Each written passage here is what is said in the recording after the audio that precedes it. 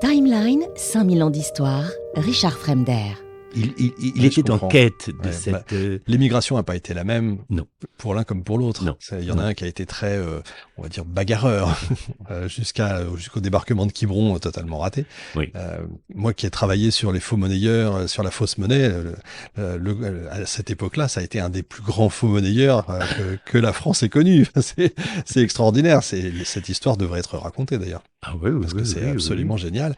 Il fournissait le papier. Enfin, on va pas rentrer dans les détails, mais il est, c'est un personnage presque de roman parce qu'il a vraiment connu des choses assez dingues. Il a vécu en Angleterre. Enfin bon, c'est assez. Mais effectivement, il aurait voulu. Il voulait, et tout ce qui pouvait concourir à ce qu'il le soit. C'est ça. Mais il est resté figé, lui. Il est resté figé sur la vie d'avant. En tout cas, ce que j'en ai compris du personnage, c'est ça. Alors, je crois qu'il faut le nuancer. Eh ben, vous êtes là pour ça, justement. Pardon. Ce qui est important, alors ça, c'est vraiment, il me semble, enfin, c'est une découverte en lisant les textes contemporains, les faits, c'est que personne ne savait avant le sacre, hormis le livre des prières qui avait été publié par ordre de l'archevêque de Reims, mais personne ne savait comment le sacre allait se dérouler. Le livre des prières ne dit rien, ni des serments, ni de la cérémonie du roi qui dort, ni etc., etc. On ne savait pas, et la monarchie a tout fait pour conserver le secret là-dessus. Ouais, jusqu'au bout. Hein, oui. Alors, ça me semble signifier que le roi a voulu faire du sacre un événement, au sens fort du terme. On pourrait dire, si le mot n'était pas si moche, un événement performatif. Alors, je dis performatif, vous savez, la formule, la séance est ouverte. C'est ça, ce qu'on dit, ça. fait. Ouais, et le sacre devait produire quelque chose et donner finalement la ligne de ce que devait être, à ses yeux, la monarchie à venir. Tout à fait, oui. Alors on voit qu'elle est quand même accueillante à certains aspects de la société récente, puisque il y a des maréchaux d'Empire qui l'aident et qui portent les régalias à la fureur de Chateaubriand, de voir Moncey porter l'épée de Charlemagne. Joyeuse. Mais donc, il y a ça. Il y a les prières ont été expurgées de tout ce qui, ou presque tout ce qui pouvait laisser penser que c'était par le sacre que le roi était roi. À part un membre de phrase qu'on a oublié de traduire du latin en français, ce dont la presse de gauche est immédiatement emparée pour dire que voilà, c'était la preuve du complot, et c'était assez drôle ça. Une presse qui était cultivée à l'époque, qui savait le latin, ça nous change. Oui. C'est sûr que c'est autre chose. Puis il faut drôle. Mais pardon. Il faut vraiment qu'on comprenne que c'est un événement, comme vous le disiez. C'est plus qu'un événement. C'est pas juste une journée. Hein, c'est quelque chose d'énormissime, le sacre. Franchement, je m'en rendais pas compte avant d'avoir lu votre livre. Le sacre, oui, ok, le roi était sacré, ça durait 7 heures, très bien, ok, on est content. D'abord, lui, il a raccourci, parce que de 7 heures, on passe à 4, ça n'a rien à voir, mais il y a tout ce qu'il y a avant, et tout ce qu'il y a pendant, et tout ce qu'il y a après. Et c'est ça qui est extraordinaire, que je ne savais pas, moi, j'avais jamais travaillé là-dessus.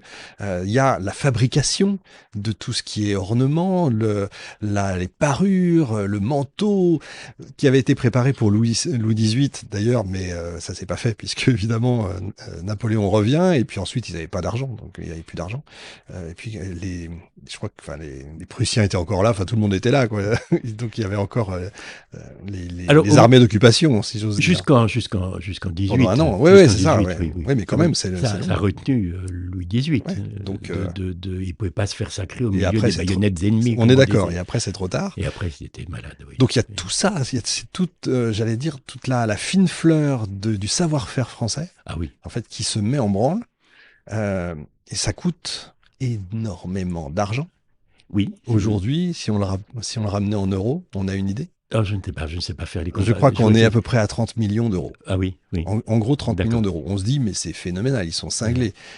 Rapportons ça aux Jeux Olympiques de Paris, là, à la cérémonie d'ouverture, qui a coûté 100 millions d'euros. Oui, c'est dérisoire, voilà, le sacre. Hein. Et ce que ça a rapporté, on va voir ensemble tout ça, ce que ça a rapporté, toutes les entreprises qui ont travaillé dessus. Et il fallait aussi montrer à l'Europe, il fallait en remontrer à l'Angleterre, qu'on était plus fort, qu'on était revenu. La C'est tout grande ça, en rivalité. fait. Alors, il y avait deux choses, finalement, d'un point de vue de relations extérieures.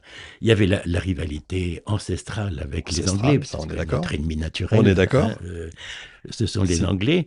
Et il y a le fait que la France, petit à petit, au fil des congrès, Troppau, Laibach, Vérone, avec la guerre d'Espagne ensuite, était en train de reconquérir petit à petit sa place dans ce qu'on n'allait pas tarder à appeler le concert des nations, place dont elle avait été complètement écartée absolument. au moment des traités de Vienne. Alors, cette reconquête progressive est aussi un élément qui illustre la présence d'ambassadeurs éminents C'est ça. lors de la cérémonie. Mais la démonstration du savoir-faire, de l'économie, ça va de pair. La France s'affirme Ouais, c'est ça. économiquement, politiquement, socialement. C'est le but du sacre. Alors, il faut faire une parenthèse pour la belle exposition qui se tient en ce moment à la Galerie des Oui, Gobelins, oui, où on peut évidemment admirer absolument. toutes ces Ouais, c'est vrai. Alors produits de là, on enregistre en ce moment, on est en 2025. Ceux qui écouteront en 2027, c'est trop tard pour vous. Mais effectivement, il y a une magnifique expo à Paris. J'espère à Reims aussi. Je sais, j'ai pas regardé, j'ai oublié de regarder, mais j'espère que Reims fait quelque chose. Ah Ils sont oui, très, oui, Reims ils fera sont quelque très chose, jaloux, forcément. évidemment. Et d'ailleurs, c'est pas neutre que ça se passe à Reims. Il y a eu un lobbying extrêmement important parce que pour Louis XVIII, c'était Paris. Alors, pour Louis XVIII, on ne sait pas très bien. Au fur et à mesure que sa santé déclinait, on Oui, en essayait plus, de il le y a ça aussi. rapprocher Oui, c'est vrai. Oui, c'est vrai.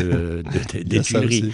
Mais il y avait une autre chose, c'est que pour beaucoup d'esprits, la cathédrale de Notre-Dame de Paris avait été souillée Ouais, exact. par le L'usurpateur. sacre de l'usurpateur. Ouais. Et alors, il y a ceux qui considéraient qu'il fallait que le sacre comporte une dimension expiatoire en plus Oui. et purifiante, et que la Notre-Dame de Reims soit lavée de cette salissure. Louis XVIII avait, dès le début de son règne en 1814, comme le fera son frère en 1824, promis à une délégation rémoise, qui Ouais, faisait ouais. un lobbying C'est efficace ça. à cette époque-là, qu'il se ferait sacrer à Reims. C'était quand même plus la ville de tradition. La plupart des sacres ont eu lieu à Reims. Oui, ça, il y en a très peu Et finalement oui, oui, qui n'ont pas eu lieu. à Reims. Oui. On est d'accord. Tiens, une colle. Je ne savais pas, mais j'ai la réponse parce que j'ai regardé, mais objectivement, je me serais trompé. À votre avis, combien il y a eu de rois sacrés à Reims?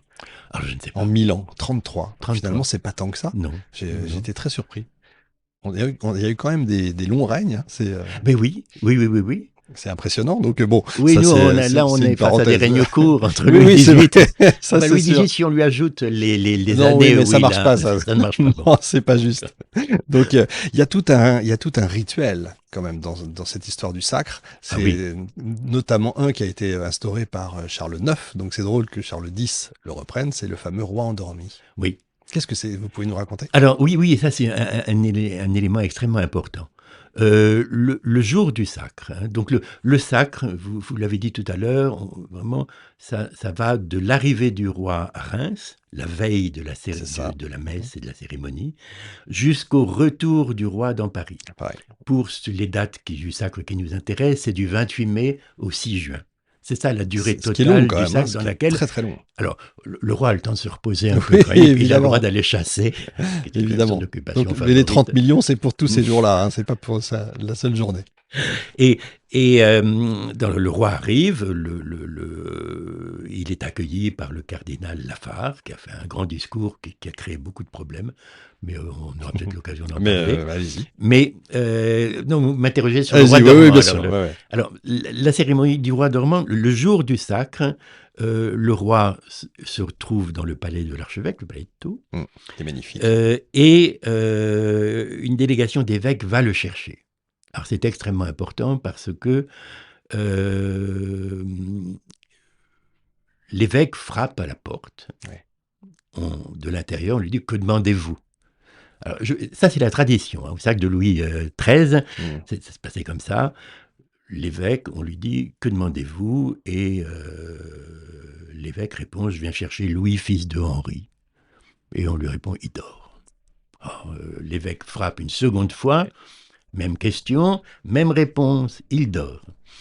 Troisième fois, il ne demande plus Louis, fils de Henri.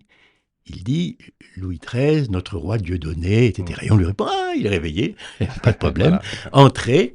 Et là, le roi le sort de son lit.